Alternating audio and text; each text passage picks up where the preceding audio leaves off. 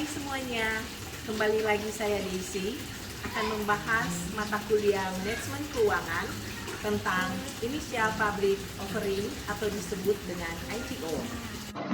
Initial Public Offering atau IPO mempunyai pengertian sebagai berikut, di mana IPO sebagai penawaran saham perdana dan IPO adalah saham suatu perusahaan yang pertama kali dilepas untuk ditawarkan atau dijual kepada masyarakat atau publik. Perusahaan yang melakukan IPO ini sering juga disebut sebagai perusahaan yang go public dan kemudian dilakukan dengan mengikuti tata cara Undang-Undang Pasar Modal dan pelaksanaannya yang diawasi oleh OJK.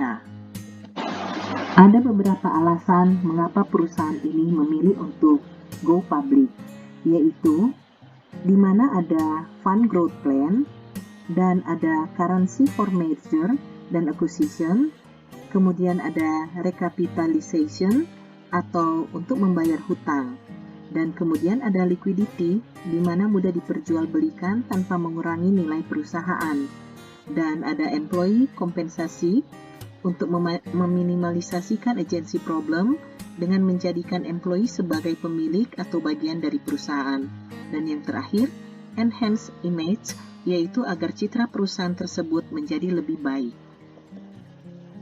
Adapun tahapan IPO ini dalam 3 tahap, yaitu di mana sebelum IPO terjadi, di sini menentukan tujuannya dan ada due diligence, kemudian ada corporate plans dan restrukturisasi, dan ada persiapan data keuangannya, kemudian dilakukan seleksi profesi penunjang, dan kemudian dilakukan penyusunan jadwal, dan terakhir ada familiarisasi peraturan dari pasar modal.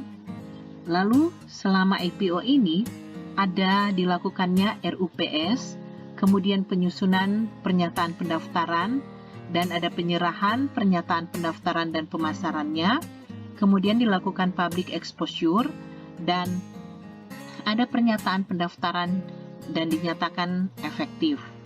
Kemudian setelah itu IPO terjadi dengan adanya ketaatan pelaporan dan keterbukaan dan pemerataan informasi dan menghindari benturan kepentingan serta ketaatan penggunaan dana dan pernyataan lainnya dalam prospektus.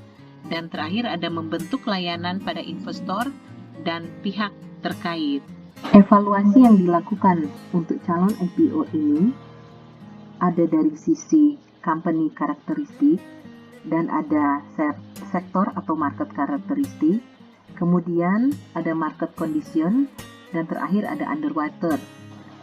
Ada keuntungan dan kerugian di dalam melaksanakan IPO ini, di mana keuntungannya ada akses ke capital market, kemudian bisa mengembangkan liquidity kepada pemegang saham, dan akan memperbolehkan pemilik awal untuk diversifikasi, kemudian dimonitor oleh external capital market, dan terakhir memperkuat kredibilitas suatu perusahaan.